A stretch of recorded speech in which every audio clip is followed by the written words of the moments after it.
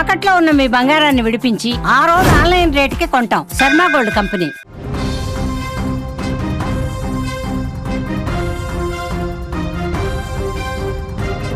Saudi bus ప్రమాదం ఓ కుటుంబంలో 3 తరాలను మాయం చేసింది.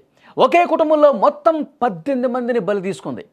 హైదరాబాద్ నుంచి ఎంతో సంతోషంగా కుటుంబ సభ్యులతో కలిసి పవిత్ర యాత్రకు వెళ్ళిన వారిలో కనీసం ఒక్కరంటే ఒక్కరు కూడా తిరిగి రాలేదు. అందరూ బస్సు ప్రమాదంలో సజీవ దహనమయ్యారు. ఆ కుటుంబంలో తీవ్ర విషాదం నెలకొంది. రైల్వేలో పనిచేసి ఉద్యోగ విరమణ పొందిన ఇంటి పెద్దయిన 70 ఏళ్ల నజీరుద్దీన్ది పెద్ద కుటుంబం. హైదరాబాద్లో విద్యానగర్లో ఉంటున్న ఆయనకు వయసు పైబడిన తల్లి రోషన్ బీతో పాటు భార్య అఖ్తర్ బేగం, కుమారులు సిరాజుద్దీన్, సలావుద్దీన్, కూతుళ్ళు అమీనా బేగం, రిజ్వానా బేగం, షబానా బేగం ఉన్నారు. నజీరుద్దీన్ పిల్లలందరికీ పెళ్లిళ్ళు అయ్యాయి. పెద్ద కుమారుడు సిరాజుద్దీన్కు భార్య సనా, 3 పిల్లలు మెహరిన్ ఫాతిమా, ఉమైజా ఫాతిమా, ఉజైరుద్దీన్ షేక్ ఉన్నారు. చిన్న కుమారుడు సలావుద్దీన్కు భార్య ఫరహానా, 3 పిల్లలు జైనుద్దీన్, రిధా తాజిన్, వసీమా ఫరీహిన్ ఉన్నారు. పెద్ద కుమార్తె అమీనాకు కూతురు అనీస్ ఫాతిమా, రెండో కుమార్తెకు షబానాకు కుమారుడు జాఫర్ సయ్యద్, మూడో కుమార్తె రిజ్వానాకు కూతురు మరియం ఫాతిమా, కుమారుడు షాజైన్ అహ్మద్ ఉన్నారు. పెద్ద కుమారుడు సిరాజుద్దీన్, ఆయన భార్య సనా పిల్లలు అమెరికాలో ఉంటున్నారు. చిన్న కుమారుడు సలావుద్దీన్ కూతుళ్ళు అలాగే అందరూ కూడా ఇక్కడ హైదరాబాద్లోనే ఉంటున్నారు. సలావుద్దీన్ అమెజాన్ సంస్థలో ఆయన ఉన్నత ఉద్యోగిగా కూడా ఉన్నాడు. తన కుటుంబ సభ్యులు అందరినీ తోడ్కొని మక్కా యాత్రకు వెళ్ళాలని చెప్పి ఇంటి పెద్ద అయినటువంటి నసీరుద్దీన్ ఎప్పటి నుంచో అనుకుంటా ఉన్నాడు. ఇందుకు ఆయన చాన్నాళ్ళుగా ప్రణాళికలు వేస్తూ ఉన్నాడు. ఎప్పుడు సమయం దొరుకుతుంది, ఎప్పుడు వీళ్ళకి ఖాళీ సమయం దొరుకుతుంది, ఎప్పుడు వెళ్ళాలని చెప్పి. ఈ మధ్య అమెరికా నుంచి సిరాజుద్దీన్ భార్య సనా పిల్లలు మెహరిన్ ఫాతిమా, ఉమైజా ఫాతిమా వాళ్ళందరూ కూడా వచ్చారు. సలావుద్దీన్కు సెలవు దొరికింది. అంటే పెద్ద కొడుకు ఫ్యామిలీకి సెలవు ఉంది, చిన్న కొడుకు ఫ్యామిలీ కూడా సెలవు దొరకడంతో నజీరుద్దీన్ ఇదే సరైనటువంటి సమయం, నా పిల్లలు మనవాళ్ళకి సెలవు దొరికింది కాబట్టి ఈ సమయంలోనే మక్కాకి వెళ్తే బాగుంటుందని చెప్పి ఆయన ప్లాన్ వేసినటువంటి పరిస్థితి. సిరాజుద్దీన్కు అమెరికా నుంచి నేరుగా మక్కా రావాలని చెప్పాడు. ఎందుకంటే పెద్ద కొడుకు సిరాజుద్దీన్ అమెరికాలో ఉంటున్నాడు. సరే, నీకు రావటం కుదరట్లేదు కాబట్టి భార్యని పిల్లల్ని హైదరాబాద్ పంపించు, మేమందరం కలిసి మక్కాకి వెళ్తాం, నువ్వు మాత్రం అమెరికా నుంచి రా అని చెప్పాడు తండ్రి నజీరుద్దీన్. కానీ అతనికి ఆ షెడ్యూల్ కుదరలేదు, లీవ్ దొరకలేదు అనుకుంటా. భార్య పిల్లలు మాత్రం హైదరాబాద్ పంపించాడు. రెండో కొడుకు భార్య పిల్లలు అందరూ కూడా మనవాళ్ళతో సహా అందరూ కూడా నజీరుద్దీన్ మక్కాకు బయలుదేరి వెళ్ళాడు. 18 మంది కలిసి వెళ్ళారండి. నజీరుద్దీన్ తల్లి ఆవిడ పెద్దావిడ, ఆమెను సిస్టర్ దగ్గర హైదరాబాద్లోనే ఉంచాడు. తర్వాత అందరూ 18 మంది కలిసి మక్కాకి వెళ్ళినటువంటి పరిస్థితి ఉంది. అంతలోనే మక్కా యాత్ర ముగించుకొని మదీనాకు వెళ్తున్నటువంటి క్రమంలో అమెరికా నుంచి పెద్ద కొడుకు కుదరలేదు రావటం, ఆయన లీవ్ దొరకలేదు, సమ్ ఇతర కారణాల వల్ల ఆయన రాలేకపోయాడు. నేను మళ్ళీ వెళ్తాను, మీరందరూ హ్యాపీగా వెళ్ళొచ్చాను అని చెప్పి అమెరికాలో ఉన్న పెద్ద కొడుకు సిరాజుద్దీన్ చెప్పాడు. కానీ మక్కా చూసుకొని మదీనాకు వెళ్తున్న క్రమంలో ఇంకొక 2 గంటల్లో మదీనాకు వెళ్తారు వాళ్ళందరూ.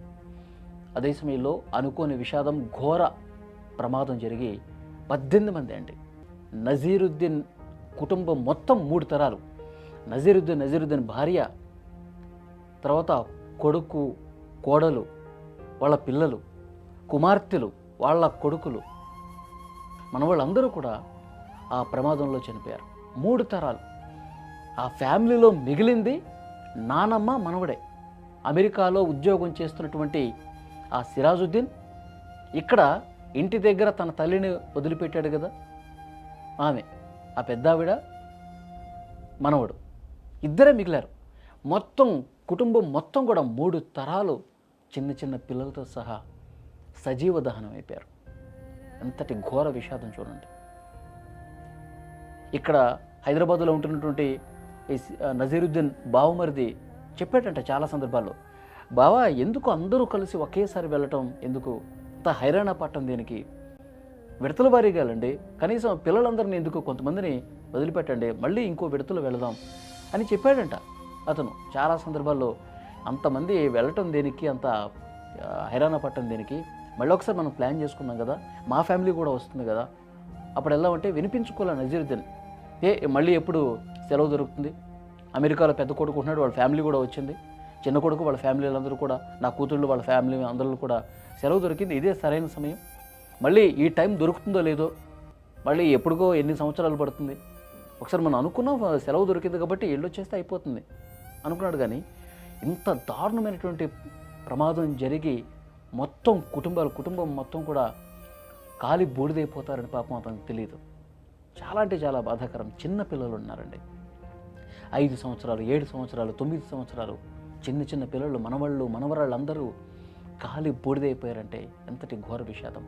3 తరాలు కూడా కనీసం ఆ శరీరాలు కూడా దొరకని పరిస్థితుంది.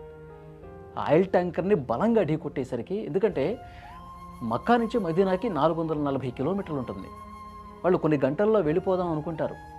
గంటకి 180 కిలోమీటర్ల వేగంతో దూసుకొచ్చినటువంటి ఆ బస్సు ఆ ఆయిల్ ట్యాంకర్ని అంతే వేగంగా బలంగా ఢీకొట్టడం వల్ల ఆ ఆయిల్ మొత్తం కూడా బస్సులో ఎగజమ్మి ఆయిల్ మొత్తం కూడా బస్సులో పడిపోయి మంటలు అంటుకొని ఆన్ ది స్పాట్ చనిపోయారు. ఈ ప్రమాదంలో బయటపడింది అందులో నుంచి 46 మంది ఉంటే 45 మంది చనిపోయారండి ప్రయాణికులు. ఒక్కడే బయటపడ్డ పరిస్థితుంది, ఒక్కడే గాయాలతో బయటపడ్డాడు. ఎంత ఘోరం జరిగిపోయింది చూడండి. ఆ సమయంలో అందరూ గాఢ నిద్రలో ఉండటం వల్ల ఎవరు తప్పించుకోవడానికి అవకాశం లేకుండా పోయింది. వెంటనే ఒకదాని తర్వాత ఒకటి అంటుకుని చిన్న పిల్లలు అందరూ కూడా ఆన్ ది స్పాట్ మంటల్లో కాలిపోయి చనిపోతున్న క్రమంలో ఎంత ఆ నొప్పులకి ఆ మంటలకి ఏ విధంగా కాలిపోయారు చూడండి. ఎంత బాధాకరం, ఎంత ఘోరం. నిజంగా చాలా అంటే చాలా దారుణమైనటువంటి పరిస్థితులు. ఇంకా హైదరాబాద్ అక్కడ అమెరికాలో ఉంటున్నటువంటి పెద్ద కొడుకు సిరాజుద్దీన్ ఎవరైతే ఉన్నారో అతను ఇప్పుడు నేరుగా వెళ్తున్నాడు. గతంలో వాళ్ళు ఈ మక్కాకి ప్లాన్ చేసుకున్నప్పుడు అమెరికా నుంచి వద్దామనుకున్నటువంటి లీవ్ కుదరలేదు అతనికి. ఇప్పుడు ఆ భౌతిక కాయాలని చూడటానికి, చనిపోయినటువంటి వాళ్ళని అంత్యక్రియలు చేయడానికి ఇప్పుడు అమెరికా నుంచి ఆ సిరాజుద్దీన్ వెళ్ళేటువంటి పరిస్థితి ఉంది. కానీ ఏమీ గుర్తుపట్టలేని స్థితిలో ఉందండి. ఇప్పుడు వాటన్నిటికి కూడా DNA పరీక్షలు చేసి ఆ 18 మందికి సంబంధించిన మృతదేహాలు అప్పగించడానికి కనీసం వారం రోజుల సమయం పడుతుంది. వారం రోజుల పాటు అక్కడే ఉండి ఆ DNA రిపోర్ట్లన్నీ వచ్చిన తర్వాత, మృతదేహాలన్నీ వచ్చిన తర్వాత అక్కడే అంత్యక్రియలు చేయాల్సినటువంటి పరిస్థితి ఉంది. ఇలా ఈ ప్రమాదం ఎన్నో కుటుంబాల్లో తీరని విషాదాన్ని తీసుకొచ్చింది. ఒక కుటుంబం నుంచి 6 ఉన్నారు, ఒక కుటుంబం నుంచి 16 మంది ఉన్నారు, 18 మంది ఈ కుటుంబం నుంచి.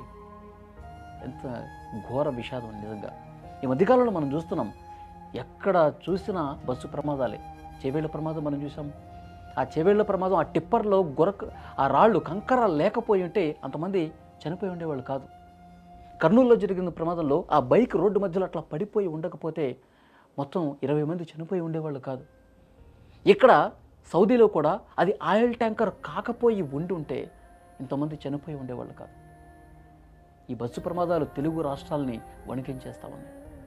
ప్రమాదాల నివారణకు చర్యలు తీసుకుంటున్నప్పటికీ కూడా అతివేగం, నిర్లక్ష్యం, త్వరగా పోవాలనేటువంటి ఇలాంటి ఆత్రం, దీనివల్ల ప్రాణాలు కోల్పోయే పరిస్థితి.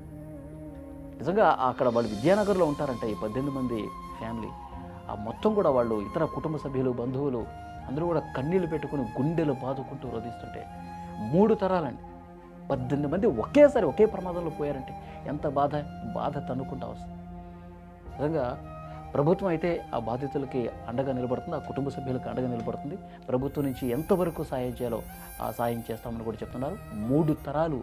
3 తరాలు కానరాని లోకాలకు వెళ్ళిపోయారంటే చాలా అంటే చాలా తీరని విషాద పరిస్థితి ఇది.